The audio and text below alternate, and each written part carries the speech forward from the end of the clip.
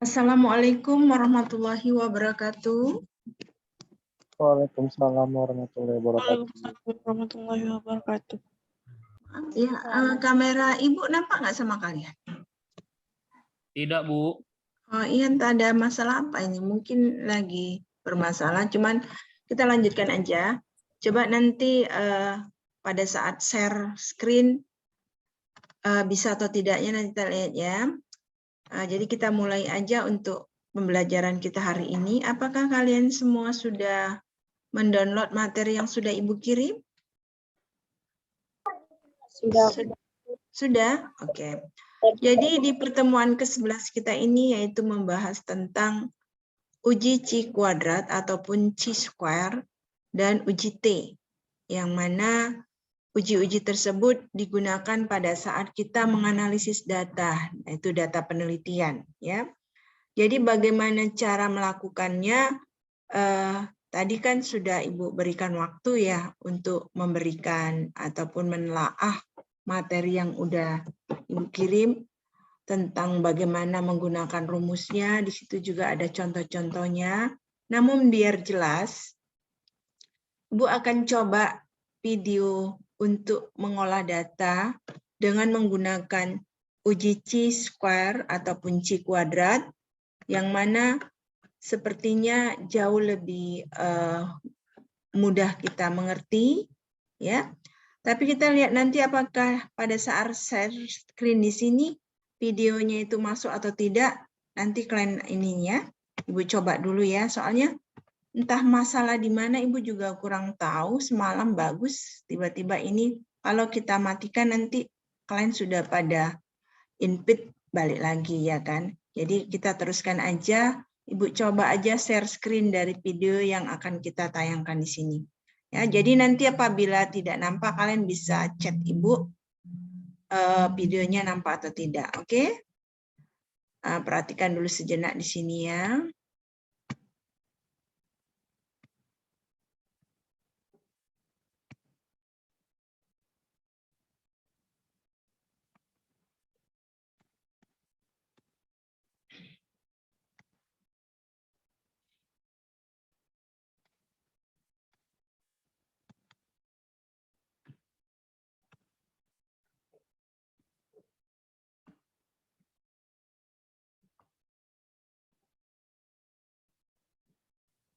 Nampak sama kalian di sana? Nampak? Nampak, Oke. Bu. Kita lanjut ya. Jadi simak dulu sebentar bagaimana cara menghitungnya. Oke. Perhatikan. Assalamualaikum warahmatullahi wabarakatuh. Berjumpa lagi dengan saya di channel YouTube saya Ensiklopedia Ahmad Fauzi. Channel yang menjelaskan berbagai hal yang berkaitan dengan analisis data, penelitian, penulisan, dan berbagai pengetahuan lain yang mungkin dapat meningkatkan pengetahuan ataupun keterampilan kalian. Di video kali ini, mari kita pelajari bagaimana caranya melakukan perhitungan manual ketika kita ingin menganalisis data kita menggunakan uji chi-square atau C kuadrat. Uji ini termasuk uji non-parametrik ya, dan termasuk uji statistika inferensia yang paling sederhana, namun paling sering digunakan khususnya di bidang kesehatan ataupun pendidikan. Uji chi-square yang akan kita pelajari di video ini adalah uji independensi chi-square, yang nama lainnya adalah uji chi-square untuk asosiasi. Asosiasi itu hubungan ya. Nah, uji ini kita gunakan untuk melihat ada tidaknya hubungan atau asosiasi di antara dua variabel kategoris. Jadinya hanya ada dua variabel yang kita libatkan di analisis ini. Dan kedua variabel tersebut sama-sama variabel kategoris. Variabel yang terdiri atas beberapa kategori atau kelompok. Nah, sebelum kita melakukan analisis uji chi-square ini, kita harus mengecek data kita apakah memenuhi asumsi yang ditetapkan atau tidak. Asumsi pertama yang harus kita cek adalah kedua variabel kita diukur dalam skala ordinal atau nominal. Tentu saja, karena variabelnya harus variabel kategoris, maka skala pengukurannya ya kalau tidak ordinal ya nominal. Kemudian Kedua variabel tersebut terdiri atas beberapa kelompok. Tentu saja juga, kalau skalanya ordinal atau nominal, pasti data dari variabel tersebut akan terbagi menjadi beberapa kelompok. Bisa 2 kelompok atau lebih. Selain itu, ada syarat lain yang harus kita cek. Yang pertama adalah tidak ada sel yang nilai frekuensi kenyataannya sebesar 0. Nah, kalau kita ingin melakukan analisis chi-square, kita harus menyusun tabel kontingensi terlebih dahulu. Tabel itu kan tersusun atas sel-sel, kotak-kotak. Nah, sel-sel tersebut, frekuensi kenyataannya tidak boleh ada yang 0. Apa itu frekuensi kenyataan? Nanti akan kita lihat. Apa itu dan bagaimana cara menghitungnya.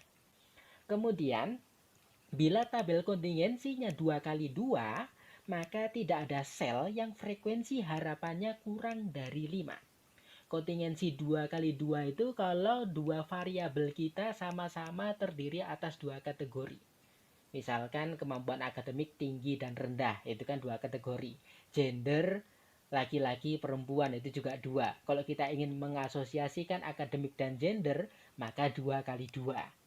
Nah, kalau asosiasinya semacam ini, frekuensi harapannya tidak boleh kurang dari 5 di setiap sel dari tabel tersebut. Apa itu frekuensi harapan? Nanti akan kita lihat juga. Kemudian, bila tabel kontingensinya lebih dari 2x2, misalkan 3x2 ya, kemampuan akademiknya ditambahi sedang, jadinya tinggi, sedang, rendah, gendernya tetap laki-laki, perempuan, maka tabel kontingensinya 3x2. Nah, pada tabel semacam ini, persentase sel yang frekuensi harapannya kurang dari 5 tidak boleh lebih dari 20% dari total sel yang ada. Jadinya kalau tabel kontingensinya di atas 2x2, boleh ada sel yang frekuensi harapannya kurang dari 5.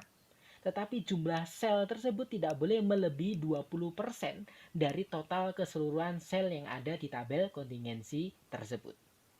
Langsung saja kita pelajari cara perhitungannya agar mudah membayangkan apa maksud syarat-syarat ini. Misalkan saja, kita melakukan survei terhadap 25 responden. Dari 25 responden tersebut kita catat gender dan pengetahuan mereka terkait COVID. Gender kita beri label 1 dan 2. 1 itu laki-laki, 2 itu perempuan. Pengetahuan kita beri label juga 1 dan 2. Kalau pengetahuannya buruk, kita beri label 1. Kalau pengetahuannya baik, kita beri label 2. Sehingga di sini ada 2 variabel. Nah, ini kita ingin lihat asosiasi antara jenis kelamin dengan pengetahuan. Hubungan antara gender dengan pengetahuan terkait COVID. Kemudian kita catat dari 25 responden tersebut. Datanya seperti ini. Setelah data kita rekap, apa yang perlu kita lakukan? Yang kita lakukan adalah kita membuat tabel kontingensi seperti ini. Nah, inilah tabel kontingensi. Tabel yang menghubungkan 2 variabel yang kita analisis. Variabel pertama adalah gender, ada laki-laki dan perempuan. Kemudian pengetahuan buruk dan baik. Inilah contoh tabel kontingensi 2x2. Kenapa? Karena variabel pertama ada 2 kategori, laki-laki dan perempuan, sehingga ada 2 baris. Pengetahuan yang menjadi variabel kedua juga terdiri atas 2 kategori, yaitu buruk dan baik, sehingga ada 2 kolom. Sehingga 2 baris dikali 2 kolom, 2 kali 2. Kemudian kita tambahkan kolom total dan baris total. Di sini ada angka 8. Angka 8 ini dari mana? Dari kemunculan laki-laki yang pengetahuannya buruk dari rekapan data kita ini. Berapa sih laki-laki atau yang labelnya 1, kemudian pengetahuannya buruk atau label pengetahuannya 1, ternyata munculnya 8 kali. Sehingga kita tulis di sini. Begitu pula di sel-sel yang lain, cara memasukkannya seperti itu. Misalkan perempuan yang baik. Perempuan itu labelnya 2, baik labelnya juga 2. Kita lihat kemunculan 2 itu berapa kali di tabel rekapan ini. Ternyata munculnya 7 kali. Setelah kita rekap kemunculan setiap kategori ini, kemudian kita total. Total di sini 8 plus 4, 12. 6 plus 7, 13. 8 plus 6, 14. 4 plus 7, 11. Nah, Ini tabel kontingensi yang perlu kita siapkan terlebih dahulu. Kemudian kita buat tabel semacam ini. Nah, ini kelompok ya, kelompok yang memperhatikan atau memperlihatkan kedua variabel. Laki-laki buruk, laki-laki baik, perempuan buruk, perempuan baik. Ini jadinya ditransfer ke sini. Kemudian kita tulis F0 dan FH. Nah, F0 inilah merupakan frekuensi kenyataan. Sedangkan FH frekuensi harapan. Frekuensi kenyataan itu frekuensi kemunculan setiap kelompok ini sesuai dengan amatan kita. Sedangkan FH itu ada rumusnya. Karena ini F0 ini merupakan frekuensi kenyataan yang saya katakan tadi merupakan frekuensi kemunculan setiap kelompok, maka kita bisa langsung menyalin data di tabel kontingensi ini ke tabel sini. Laki-laki buruk di sini jumlahnya atau frekuensinya 8. Muncul di sini. Laki-laki baik kemunculannya 4. Perempuan buruk kemunculannya 6. Perempuan baik kemunculannya 7 kali. Lihat sama ya, 8, 4, 6, 7. Di sini juga 8, 4, 6, 7. Nah, sekarang kita hitung frekuensi harapan. Kenapa kita harus menghitung frekuensi harapan? Karena kita ingin memastikan apakah ada sel yang frekuensi harapannya kurang dari 5. Kalau ada sel yang frekuensi harapannya kurang dari 5, maka analisis chi-square ini tidak bisa kita lakukan. Harus kita alihkan ke analisis lain. Oke, sekarang kita hitung frekuensi harapan. Rumus frekuensi harapan adalah jumlah baris dibagi jumlah semua item data kita dikali jumlah kolom. Maksudnya bagaimana? Langsung coba kita praktikkan. Ya, frekuensi harapan laki-laki buruk berapa, laki-laki baik berapa, perempuan buruk berapa, perempuan baik berapa. Kita hitung yang frekuensi harapan laki-laki buruk terlebih dahulu. Jumlah baris dari laki-laki buruk. Nah, kita lihat tabel kontingensi ini lagi. Oke, saya ganti dulu kursor saya agar lebih enak diperhatikan ya. Saya ganti laser. Nah, ini biar lebih jelas. Frekuensi harapan laki-laki buruk. Laki-laki buruk. Di sini rumusnya jumlah baris. Jumlah baris itu ini. Laki-laki buruk. Nah, jumlah barisnya yang ini. Sedangkan jumlah ya betul ya, jumlah barisnya ini, kemudian jumlah kolomnya yang ini. Sedangkan jumlah semua itu total ke semua responden yaitu 25. Sehingga jumlah barisnya 14, jumlah semuanya 25, dikali jumlah kolomnya 12. Begitu ya. 14 per 25 dikali 12 sama dengan 6,72. Begitu juga frekuensi laki-laki baik. 11 per 25 dikali 12. 11 itu mana? Ini kan laki-laki baik. Jumlah barisnya itu ini. 11. 25 itu jumlah total ini. 12 dari mana? Dari jumlah kolomnya. Laki-laki baik kan lurusnya sini. Kemudian perempuan buruk. 14 per 25 dikali 13. 14 itu dari sini. 13 itu dari sini. Karena perempuan buruk itu kan lurusnya sini sama sini. Kemudian perempuan baik juga demikian. 11 per 25 dikali 13. 11 dari sini. Karena perempuan baik itu kan di sini selnya. Kemudian 13 itu yang ini. Begitu ya, hasilnya ini. 6,72, 5,28, 7,28, 5,72. Nah, ini kita masukkan semua ke sel di sini frekuensi harapan ini. Kita lihat ternyata dari keempat sel ini tidak ada sel yang frekuensi harapannya kurang dari 5. Maka aman. Bisa kita lanjutkan ke analisis chi-square. Bagaimana cara menganalisisnya? Oke, kita siapkan terlebih dahulu rumusnya. Rumusnya ketika tabel kontingensinya 2x2 semacam ini kan 2x2 ya contoh kasus yang pertama, maka rumus chi-square-nya menggunakan rumus seperti ini. N itu jumlah keseluruhan, dalam kurung AD dikurangi BC, kemudian dikuadratkan.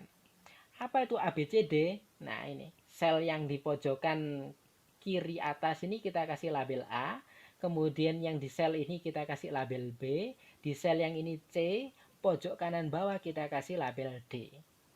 Nah, angka-angka di sel ini merupakan angka ABCD yang akan dimasukkan ke rumus ini. Kemudian dibagi A plus B dikali C plus D dikali A plus C dikali B plus D. Data kita kan seperti ini tadi. Agar mudah kita kasih kurung saja. A itu 8, B itu 4, C itu 6, D itu 7. Sekarang tinggal kita masukkan ke rumusnya. N itu kan 25 tadi totalnya. Kemudian A kita lihat ada 8. Dikali D, D itu 7. Dikurangi A itu dikurangi B, B itu 4. Dikali C, C itu 6. Kemudian dikuadratkan. Begitu juga bawahnya A plus B. A itu 8, B itu 4.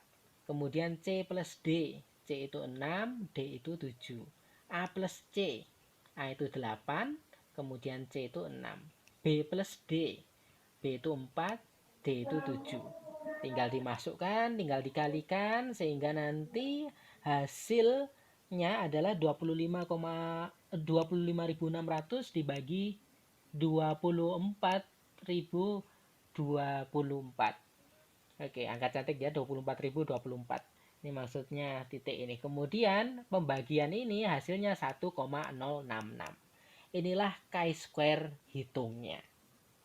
Jadinya mudah, tinggal dimasukkan ke rumus ini saja. Oke, setelah chi-square hitung kita peroleh, kita cari chi-square tabelnya. Chi-square tabelnya sebelum kita cari harus kita tentukan dB-nya, derajat bebasnya. Untuk mencari derajat bebas kita gunakan rumus ini. K dikurangi 1 dikali B kurangi 1. K itu jumlah kolom, B itu jumlah baris. Nah, kita lihat jumlah kolom di sini kan hanya 2. Kolom pertama, kolom kedua. Baris juga ada 2. Baris pertama, baris kedua. Sehingga K-nya 2, B-nya 2. 2 kurangi 1 sama 2 kurangi 1. Sama-sama 1. 1 dikali 1, 1. Sehingga derajat bebasnya 1. Setelah itu kita lihat di tabel distribusi chi-square. Kita lihat yang alfanya 0,05 dengan dB1. Yaitu sebesar 3,841. Tabel chi-square bisa kita cari di Google. Cara pembacaannya mudah, nanti di bagian akhir video kita lihat bagaimana contoh cara pembacaannya. Ini kalau tabel kontingensinya 2x2. Rumusnya yang kita gunakan untuk mencari chi-square hitung adalah seperti ini. Lalu kalau tabel kontingensinya lebih dari 2x2, misalkan 3x2, apakah caranya sama? Jawabannya berbeda. Berbeda namun tetap sederhana juga kok. Oke, langsung kita contohkan ya. Sebelum kita contohkan, karena kita sudah mencari chi-square hitung dan chi-square tabel, sekarang waktunya kita bandingkan.